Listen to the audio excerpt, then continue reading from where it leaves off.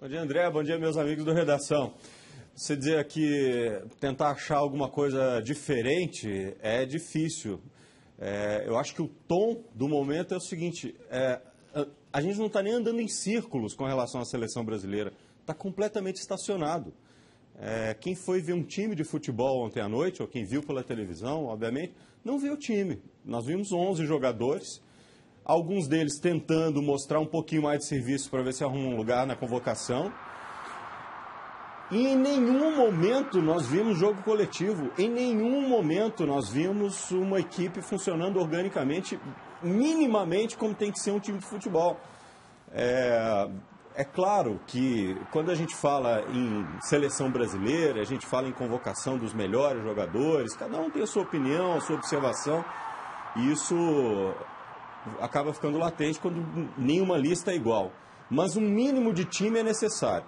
É bom a gente pensar que esse time também que a gente viu entrar, ou esses jogadores, nunca estiveram juntos dentro de campo, né? Com essa formação. Isso é muito difícil, né? Embora a equipe do Chile também estivesse jogando praticamente com o time reserva, né? 3 ou 4 jogadores apenas da seleção, a chamada seleção titular. Foi um jogo muito ruim.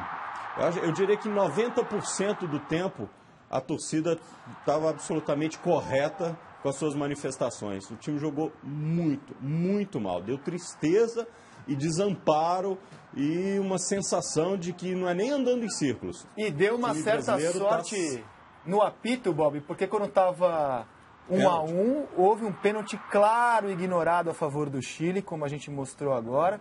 São 5 jogos, Fábio Seixas, sob o comando do Filipão, enquanto você vê o Brasil virando o jogo. Jogada do Alexandre Pato. Ronaldinho ajeita para Jadson, Jadson para Alexandre Pato, que entrou no segundo tempo. Neymar faz o gol. São 5 jogos até aqui da era Filipão. Apenas uma vitória contra a Bolívia.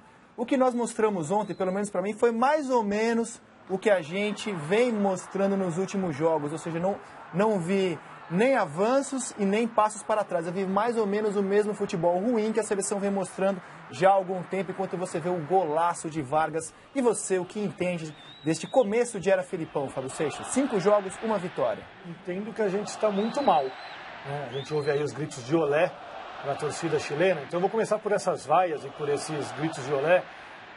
A torcida tem todo o direito de vaiar, tem todo o direito de cobrar, principalmente pagando caro por um ingresso e tendo um atendimento ruim, como teve ontem no Mineirão, né?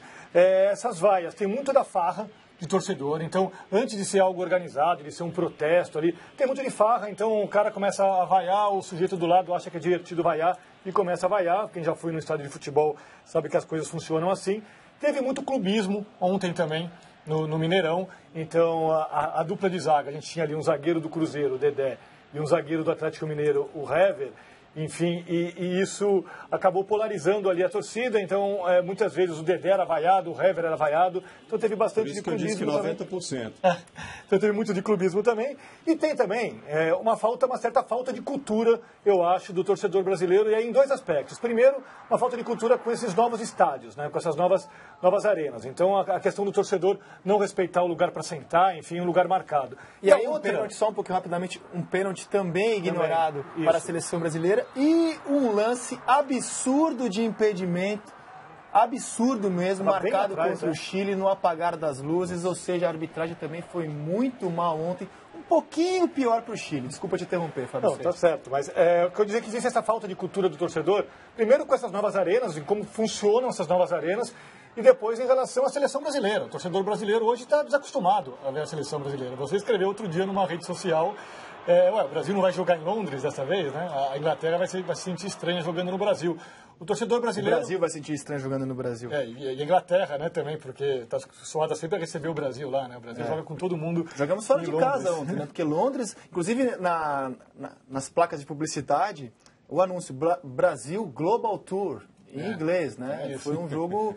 fora de casa ontem, aqui no Brasil, uma coisa rara para a seleção brasileira. Mas o torcedor brasileiro está desacostumado a ver o Brasil jogar, a seleção jogar, e a seleção brasileira também está desacostumada a jogar para a sua torcida, a jogar com essa pressão. E vai ter que enfrentar isso agora, daqui para frente, nos próximos jogos testes, nos amistosos e na Copa das Confederações. Então, acho que ontem o Brasil teve a seleção brasileira teve o primeiro gostinho amargo do que vai ser essa convivência com o torcedor, caso não jogue bem. A gente sabe que se de repente, de uma hora para outra, o Brasil começar a jogar, começar a encaixar, essa torcida vai apoiar. Agora, é muito difícil imaginar essa hipótese, porque ontem era irritante como o Brasil não conseguia sair com a bola. Como algumas vezes, várias vezes, o Diego Cavalieri teve que apelar para o chutão para frente, torcendo para que alguém pegasse a bola ali, dominasse e tentasse fazer alguma coisa. Ronaldinho jogou muito mal. Se a avaliação do Filipão for meramente técnica, na minha opinião, o Ronaldinho Gaúcho está fora da Copa das Confederações, mas acho que a avaliação dele é muito mais afetiva, é muito mais histórica do que técnica. O Ronaldinho jogou muito mal ontem. Não merece, pelo que fez ontem em campo, continuar na seleção brasileira, na minha opinião.